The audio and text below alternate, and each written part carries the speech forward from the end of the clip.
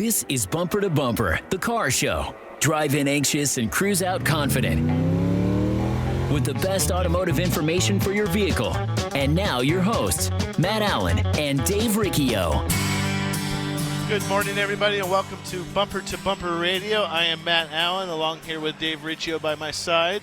And you might hear things are a little bit different today, a little bit of background noise as we're out at the Waste Management Phoenix Open.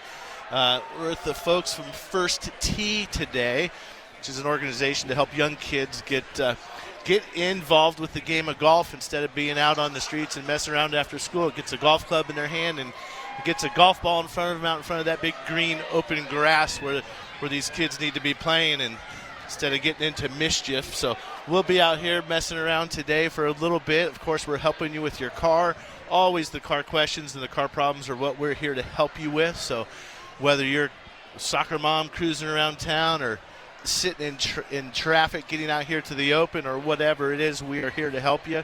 And you get involved in the show by just giving us a call. 602-277-5827. It's 602-277-KTAR. And Dave, boy, lots of cars out here, lots of people, lots of machinery. And, you know, it comes up in the shop. You and I have been working in our shops a lot more lately and interacting with customers a lot. We both do that and enjoy doing it. But it's fun because the stories and the things that happen all help us relate to what the consumers are seeing every day. You know, we can talk about it on the show. It always comes up diagnosis. You charge for diagnosis. Why do you charge for diagnosis? Or can't you plug the machine in? But I think one of the bigger things that is overlooked in the diagnostic process by technicians, I think it's overlooked by technicians and it's not even thought of by the consumer, of something that takes time, because they always say, well, you're just looking at the car. But the test drive, the test drive is such an important part of the diagnostic process. Dave, I know you have a very, not only the pre-test drive, but the post, let's confirm your car's fixed test drive. This came up in my shop this week. We had a late model Town and Country come in, and the couple brought it to me, and they said, hey, we took this car to the dealer, and the engine dies once in a while, and it doesn't shift right, and they see I need motor mounts. It didn't sound like it was right to us, so then we went to our other mechanic, and he took a look at it, and he's like, I don't know. And so then he sent it over to our shop, and I went for a drive with him. I literally went out 10-mile drive with them, and it almost didn't misbehave till mile 9. And once it misbehaved, then I was like, okay, all right, good. So I'm going to need about 2-3 days with your car because you have a hard problem to find, but I'm going to find it. But you felt it. But I felt it. I had to feel it. But if I didn't know anything else, if all they did was talk to the gal that took them in, took their keys, all that stuff, and I didn't drive the car, we would have never fixed that car.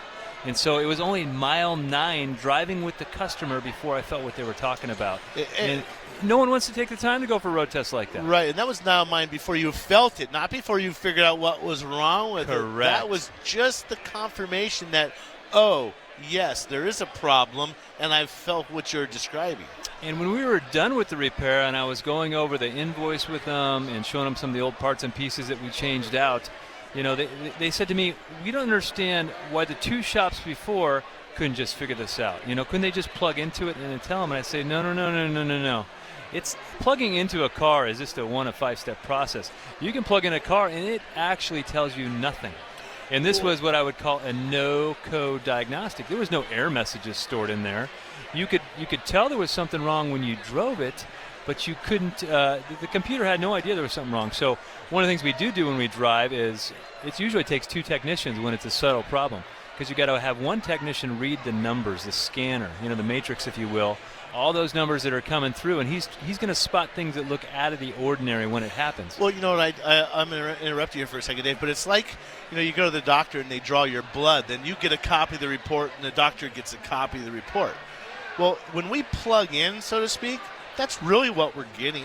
We're getting the blood test results. We're getting the live numbers off the car right now. Well, you're not telling the doctor what your blood report says. It's the knowledge to know how to read what those numbers mean, too. It's not just, you know, as you said, the plug-in. But go ahead. In our tech, John and I were the guys that figured that out, this particular car, and he's been reading data out of the scanner for so many years. It's going to tell us what the throttle position sensor's at. It's going to tell us what all the speed sensors are at. And this particular car had 3 speed sensors. So he literally brought them up in the appropriate fields, and then he graphed them all at the same time. Because sometimes it happens so fast you can't even see it, but the graph doesn't lie. So you can go back and you can say, during the event, we had this much TPS, we had this much input speed, we had this much output speed, and these are the numbers that we're looking at to figure it out. But nothing in the computer would have seen it as an error. Yeah, I mean, you're taking these graphs you're talking about, and you're putting them, taking that data, and it's going into a lab scope, which is essentially comes out like a line graph. It's just live. And we're looking at things, an event that occurs in the time of a millisecond. Correct. Or 1.5 milliseconds. It's just a little glitch, and if you don't know where to look, you don't know how to diagnose. Well, you won't get to the answer. Her comments were, Marge says to me, I said, plugging into the car just doesn't tell us what's wrong with it. She said, well, we've been led to believe that, and they have been, because you go to the auto parts store and it says in the window, you got this big blue logo that says ASE on it, and then you go in there and they're scanning for codes. Well, that is not necessarily a certified technician. They may be an ASE certified parts place. Yeah, exactly. But those are not technicians by any means. And there's also no substitute for experience. They know some stuff about the car, but do they have 20, 30 years of fixing cars? And this particular one you would have never fixed with the car sitting still.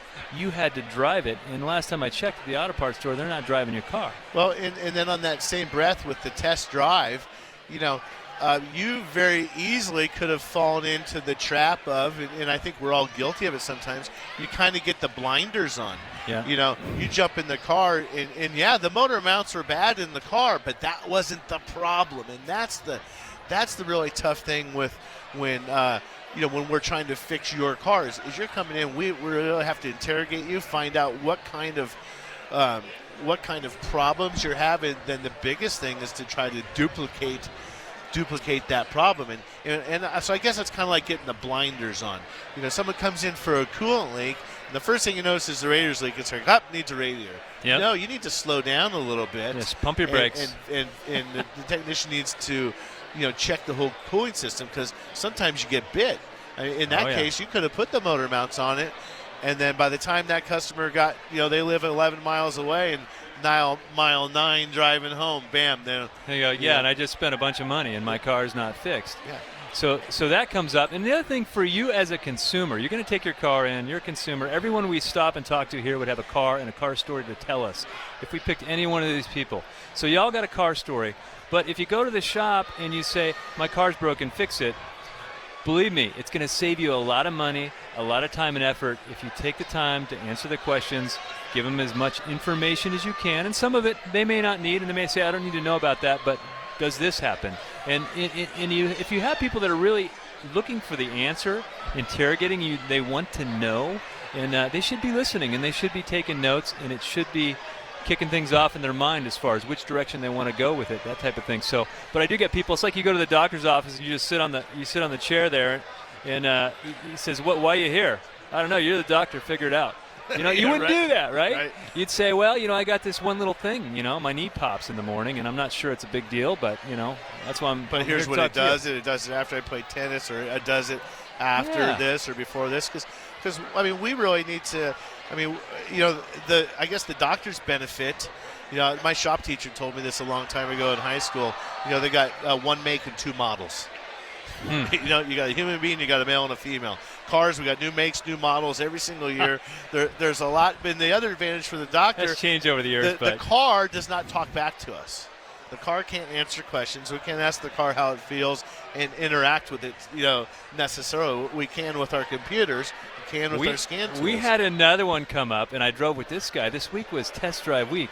And I pull it out, Toyota RAV4, and I turn right on a Rio Salado, and man, I give it full throttle because I want to feel the transmission shift. That's what I normally do. And the customer looks at me and he goes, I don't drive that hard, I just barely drive. And so on the next street, I accelerated really slow, and as soon as I hit 40 miles an hour, I heard a noise. Well, he left. I grabbed John in the car with me. I go, I got to show this to you. And I go, do you hear that? He goes, no, I don't hear it, but I feel it. And so he's older. He can't hear, but he can feel still. Well, noises are vibrations, I guess, right? Ultimately. Yeah, they are. So I had that one, The weirdest one about that, because we've been talking a lot about transmission service on the show, we actually fixed it with a transmission service. That was all it was. A Toyota RAV4 with 110,000 miles, and it just had a weird noise and a strange vibration, and that's what it was. But it's been a while since I had a good one of those. It's interesting, Dave. We talked earlier, or a little bit ago, about, we need information. We're going to ask you. We're going to interrogate you. So you as the consumer, when you're bringing this car into, whether it's my shop, your shop, Dave, anybody's shop, on your way that day, or anything you could do to help us. But the worst thing is, don't leave anything out. Don't lie to us. And I think, it's not people don't directly lie necessarily, but don't lie by omission. Well, Please tell us your husband tried to fix it, or your neighbor did that, or something. Because if we waste time, right, we got to something, or we've got to take time to double check. Right. That work real quick. Yes. So that we don't run down this down this rabbit hole. And I get why it happens, because there's kind of like, well, I don't want to give them too much because it'll cost more. And believe me, the more information you give us, a lot of times it costs you less, because we can get, because auto shops actually charge by time.